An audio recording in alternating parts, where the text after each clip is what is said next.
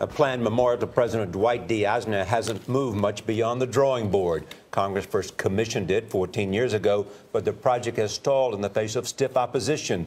It comes from the Eisenhower family. Chip Reed is at the memorial site near the National Mall. Chip, good morning.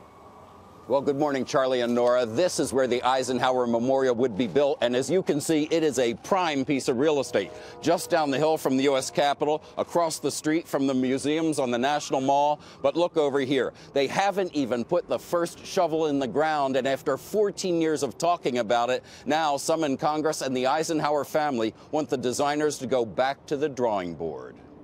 The memorial's most prominent features are giant transparent metal screens, a kind of iron curtain rising 80 feet into the air and sprawling across about 4 acres.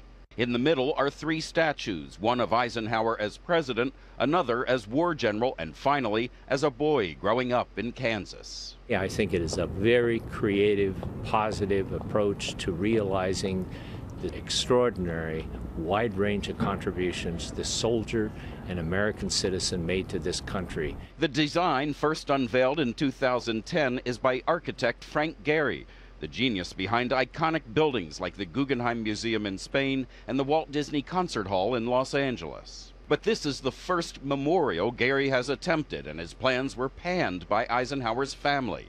He came up with a design that does not feel like it's going to survive for the ages. And it's also not a reflection of a man you know well. Well, the man I know well was very warm.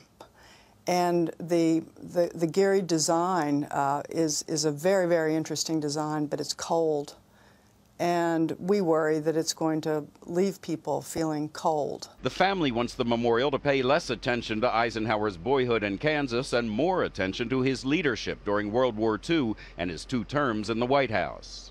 On Tuesday, Susan Eisenhower asked Congress to pass a law to scrap the current design and start over.